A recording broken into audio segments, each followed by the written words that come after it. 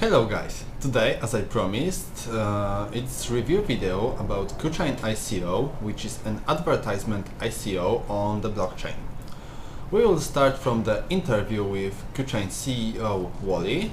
Then we will look into this ICO, so let's start.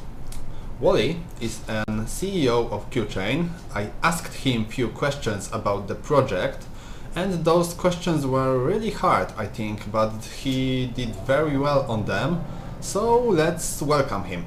Greetings from Irvine, California. My name is Wally Shia, and I am the CEO of Qchain. I'm here today to answer some questions from Tony, whom some of you guys may know by the username Tongo Congo. And moreover, I would like to thank you community members for taking the time to sit through this video. I'm always here to answer more questions, and you can find me on Qchain's Telegram group, t.me/Qchain platform, and you can also go to our website at www.qchain.co and contact me from there by finding our email. Nice! Thanks, Wally. And could you tell a few words about the Qchain project? What is it? For a one-liner summary of who we are, we the Qchain team are focused on building a holistic blockchain-powered platform that can fulfill the needs of digital ad agencies, content creators and publishers, companies that in particular include retailers, and then also everyday internet users. Okay, thanks for the introduction. Unfortunately, we can't have the visual of Wally, but please listen to him while he will be replying to my questions. The first question I asked is about the storing all information on the blockchain. The problem with current advertisement solutions is mostly about click farms and malicious means and contents. My question is how to defend from it, especially on blockchains like Ethereum, where every layer of application is additional layer of insecurity. So ad fraud and click fraud are clearly a large problem that is bothering the ad world right now. So first off, defining ad fraud, ad fraud is mostly invalid traffic where bots instead of humans view or click on advertisements on websites. And this was estimated to cost advertisers $12.5 billion in 2016 by the ad verification company AdLux. And this year, another agency called the NEM Partnership estimated that costs would increase by almost $4 billion this year to about $16.5 billion. That's a sizable problem for sure. So with the scalability and security issues of Ethereum and other blockchains, there's actually really no reason to do a lot of catching ad fraud, detecting ad fraud on-chain. In fact, this is a task that is far more suited to off-chain processing. Ad fraud is a lot like the more, I guess you could say, more serious and mortal issues of cancer and AIDS, in which one angle of attack is typically not enough. You have to hit from a number of different angles. So evoking the imagery of biological DNA checking and DNA replication machinery, we can deploy an AI or bots that check the ledgers as the blockchain expands of these advertising transactions, and they can check as they go. The blockchain will certainly be slow enough for these bots and algorithms to easily do that. So the difficulty is finding the right combination of machine learning and statistical tools to really trigger and be alert to the detections of ad fraud. And this is where our statistical and machine learning expertise will come in. Okay, that was a very fulfilling answer, but how Qchain can compete with other established projects, let's say basic attention token. In BAT, user is gaining commission for clicking an advert. In Qchain, he isn't, and also basic attention token works parallel with some kind of ad blocker for other companies' adverts in their website browser. So how Qchain could win with the basic attention token? What is better in it? How is it innovative? So, Tony, you also ask us about how we can compete with BAT and how we can compete with BAT's model where users are paid for clicking on advertisements. And in Qchain, you were right, they're not. But to answer your question, while BAT, by definition is technically a competitor for us, we are operating on a very different model. And frankly, I think that Qchain is operating on a slightly more traditional model that we've evolved, that we've built on, but one that is still familiar to these highly conservative advertising clients. And we feel that we have a model that may be more amenable to advertisers, more amenable to people in the ad tech industry, and thus may be likely to gain more traction in the long run. So to describe BAT's model, there's some dangers with paying users. So previously we talked about click farms and ad fraud. And in this model, people will be definitely encouraged to at least zombie click perhaps on all the ads they see, or develop bots themselves that click farm for revenue. So in addition to publishers having an impetus to bring on board ad fraud and click farming, now also we have advertisers needing to worry about users doing that. And also, with users compelled to click on ads for money, I think this creates another issue of advertisers having trouble of knowing whether their ads are legitimately drawing interest or whether their ads are creating conversions. Hell, clicks don't matter. If you're selling a product, you get 2 million clicks, one person buys, rather than you get 5,000 clicks and 20 to 50 people buy. So, this goes back to what I talked about with wanting to prioritize conversions rather than just user clicking. So, with user clicking, with user spam clicking, advertisers might get a muddled view of effectiveness of their ads. There may be an increased gap between the number of clicks. You might have many ads getting a similar number of clicks because users are clicking on everything they see, and then a major disparity in conversions. So with Qchain's model, we circle back to the talk of the personal data management and marketplace application. So users are paid in our model too. Users will be paid in our model. However, they're not going to be paid by clicking. They're going to be paid by giving data to advertisers, which is something that advertisers are more interested in. With data, advertisers can benefit their targeting for higher rates of conversions. And conversions are honestly what matters in the end. Okay, nice. So the answer for this question is deriving from the first one. Okay. In the white paper, there are a lot of links between your project and Facebook and Google advert projects. How you guys can even compete with those solutions, not having that databases of users and established traffic on your websites?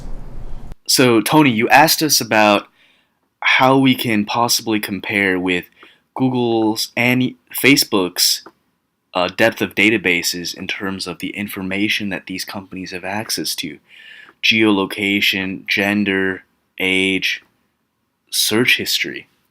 And we actually, so we're not going to try to build a better database.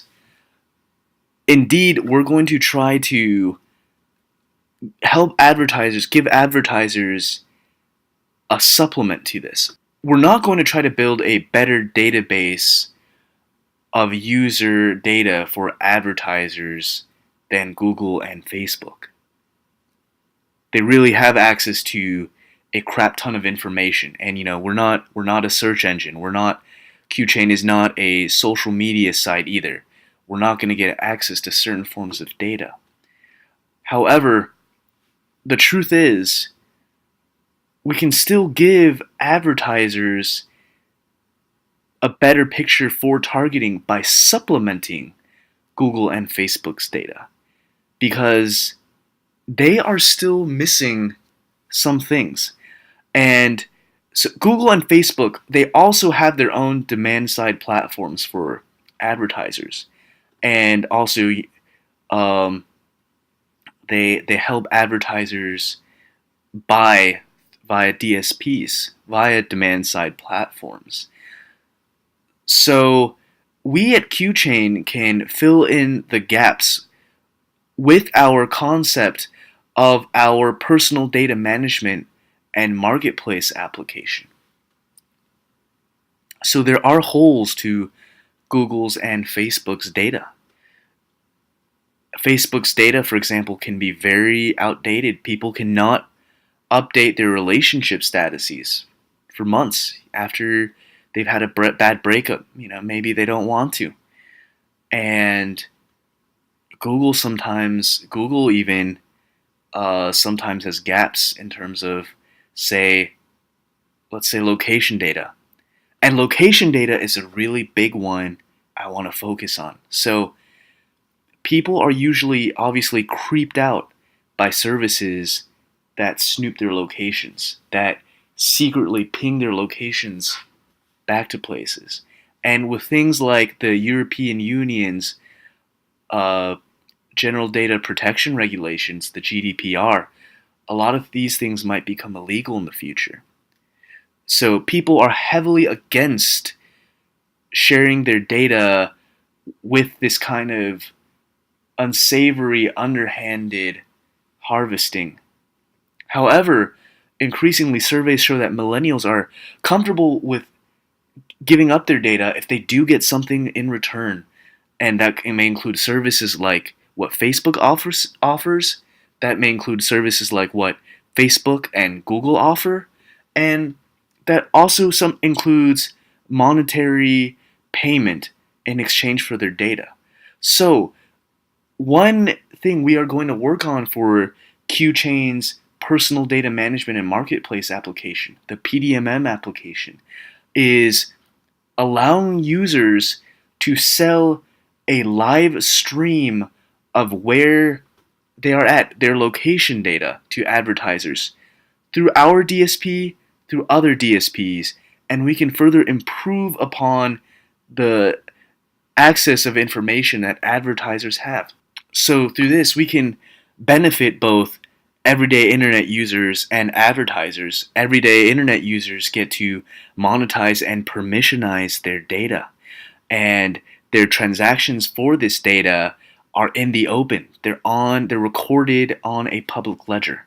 And then advertisers are all too happy to get a high resolution and live stream of user data, and advertisers can highly effectively use this data on behalf of retailers.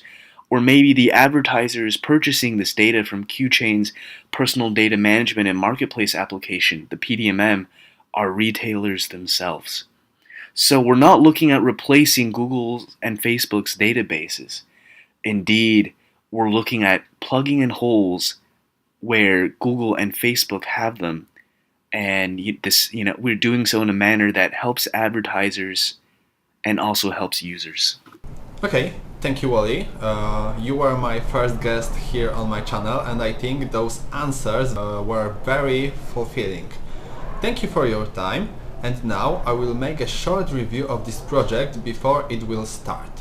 So the pre-ICO is on. If you want to participate, contact Qchain team for more details.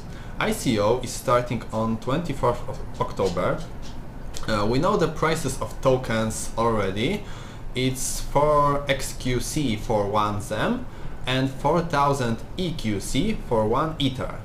and there will be some bonuses on first few days of the crowd sale.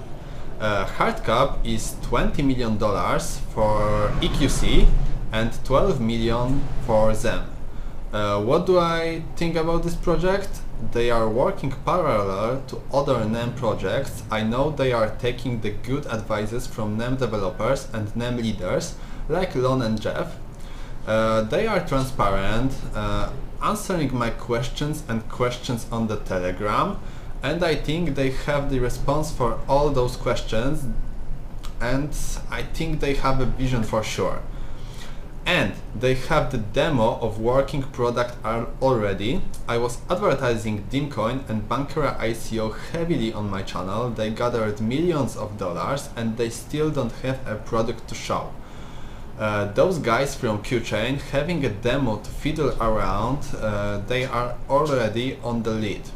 And I like this attitude. They want to shoot out a beta version before the end of this year, and of course the end product will work both on Ethereum and NEM blockchain, which is giving them a big lead over the competitors on the starting line.